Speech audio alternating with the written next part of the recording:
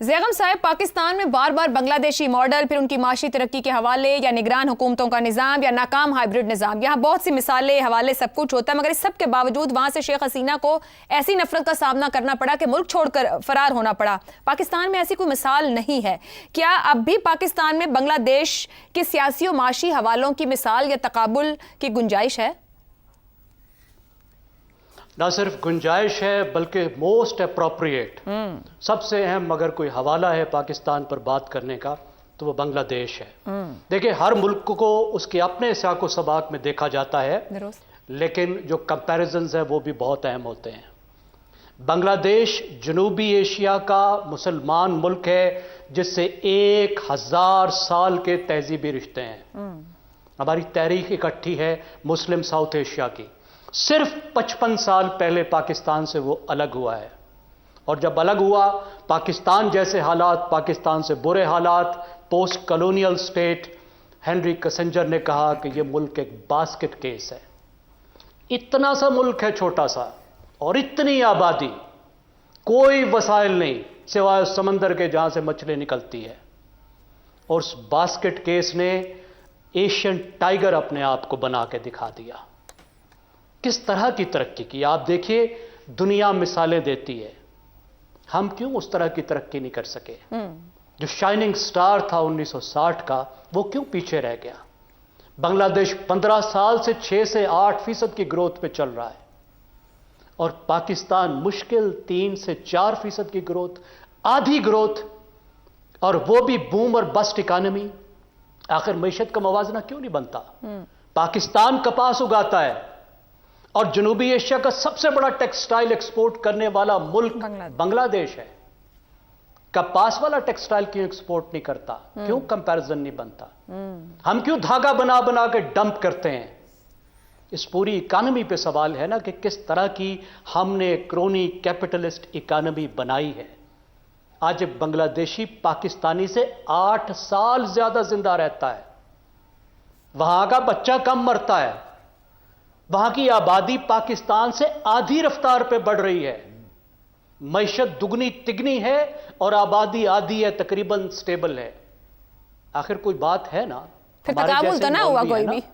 دوسرا جی تقابل ہی تقابل ہے نا جی۔ آخر کیا وجہ ہے کہ ایک جیسے حالات، ایک جیسی سٹارٹ، ایک جیسی پولیٹیکل سر، کیا ثقافتی، لسانی، جغرافیائی طور پر بھی ہم بہت مختلف نہیں؟ وہ 2200 کلومیٹر دور ہم سے، کیا حالات و واقعات بھی مختلف نہیں دونوں خطوں کے؟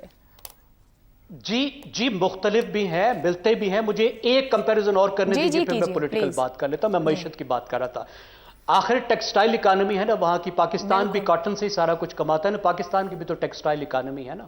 پاکستان کے وسائل کئی گنا زیادہ ہے نا، تو میرے خیال میں تو اکانومی کا بھی بنتا ہے۔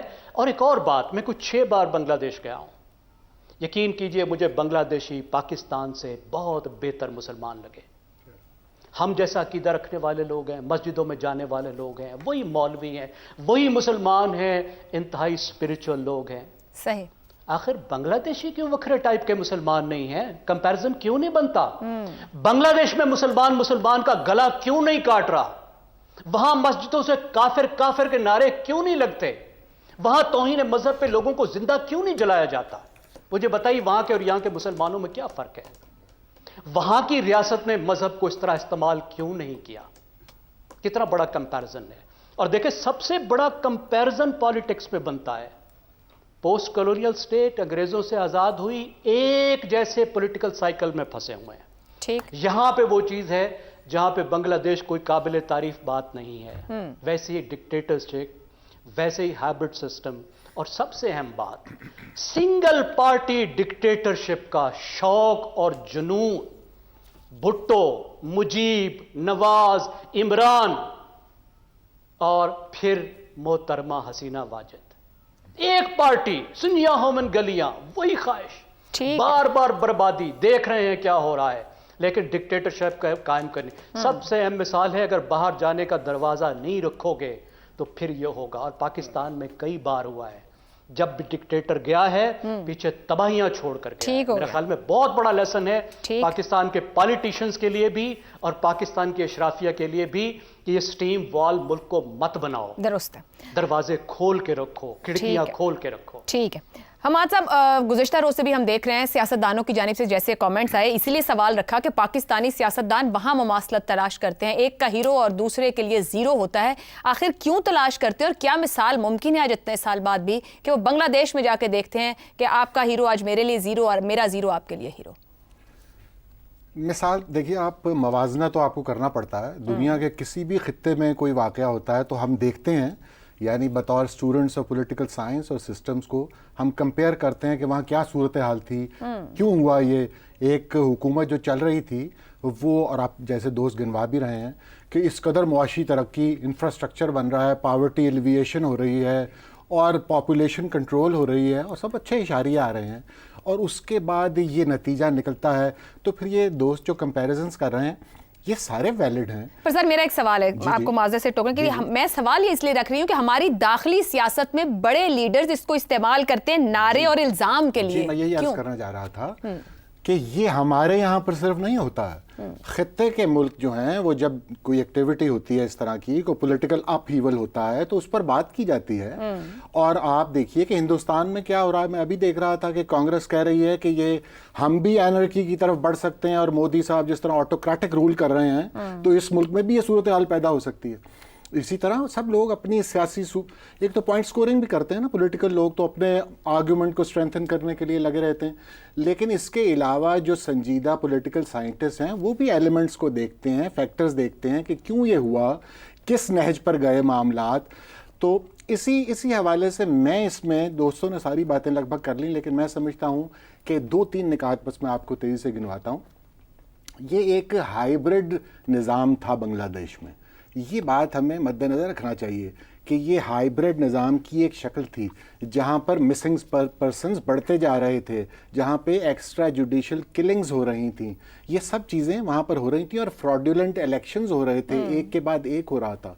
तो ये हाइब्रिड निज़ाम हुकूमत सब मिलके वो कर रहे थे। हम तो कहते हैं ना कि अब आखिर में फोर्सेस ने कह दिया कि हम नहीं गोली चलाएंगे और हम नहीं करेंगे। तो हाइब्रिड निज़ाम तो रखा ही इसलिए जाता है, बनाया ही इसलिए जाता है कि जब अवामी गैज़ का सामना हो तो कोई चेहरा मौजूद हो, दस्तयाब हो, जैसे गाली पड़ रही हो, जैसे जूता पड़ रहा हो। तो ये हमने एक तरह से अगर आप देखेंगे एक जाविये से तो बांग्लादेश में ये हुआ है। दूसरी बात, आपने पूरे बांग्लादेश में जितनी डिबेट हो रही है आपने एक दफ़ा भी नहीं सुना होगा किसी से कि वहाँ पर आईनी पोजीशन क्या थी। जब ऐसा क्राइसिस पैदा हो जाए तो आइन क्या कहता है, क्या होना चाहिए था, कौन सा फोरम था जहां जाकर इस मसले का हल निकल सकता था। इसलिए नहीं कुछ कह रहा क्योंकि आइन की बेहुरमती की गई है उस मुल्क में। आइन में तो लिखा हुआ था कि यहाँ रूल ऑफ लॉ होगा, आइन में तो तमाम फंडामेंटल राइट्स लिखे हुए थे, ह्यूमन राइट्स लिखे हुए थे, लेकिन आपने मुसलसल उनकी पामाली की, आइन को कमज़ोर किया, और फिर जब वक्त आया तो आइन आपकी मदद को नहीं आया। पार्लियामेंट तोड़ दी जाए, ये तमाम चीज़ें जो हो रही हैं आपने कहीं नहीं सुना होगा कि वो कोर्ट कर रहे हो साथ कि हमारा कॉन्स्टिट्यूशन ये कहता है। कॉन्स्टिट्यूशन से वो बाहर हो गए इसलिए कि कॉन्स्टिट्यूशन में उतनी जान ही नहीं थी। आपने खुद ही उसे इतने कचोके पहुंचाए, इतना उसको कमज़ोर किया कि जब वक्त आया तो गन निकल आई। यानी आइन में रास्ता नहीं था, आइन में तो रास्ता था, लेकिन आपका आइन की जो पामाली थी और जो मुसलसल आपने अब्यूज़ किया उसको, उसके नतीजे में ये नताइज निकले। अब इसमें एक एलिमेंट में सिर्फ आखिरी बात कर दूं, यूथ बल्ज, ये जो हम जिसका जिक्र करते हैं ना पाकिस्तान में, ये बांग्लादेश में भी है और बांग्लादेश में हमसे कम है। ये स्टूडेंट लीडर्स जो आप देख रहे हैं और जो सारी तहरीक मुनज़्ज़म हुई और जिन्होंने कुर्बानियाँ दी, ये सारे नौजवान लोग हैं। और हमारे यहाँ पर वो लोग 66% के लगभग हैं, 30 साल से कम। वहाँ 65% हैं 35 साल से कम। जी, तो हमारे यहाँ पर मवाज़ने बनते हैं और कंपैरिजन्स बनते हैं। हमें इस सारे मामले को गौर से देखना चाहिए और सबक, मैं लफ्ज़ बोल रहा हूँ, सबक सीखना चाहिए, सबक लेना चाहिए। और ये यहाँ पर गुफ्तगू हो रही है। एक ब्रेक लेते हैं, ब्रेक से वापस आएंगे तो बात करेंगे। हुकूमती वुज़रा तक महंगाई का इतराफ़ कर रहे हैं, क्या कोई हल भी है हुकूमत के पास?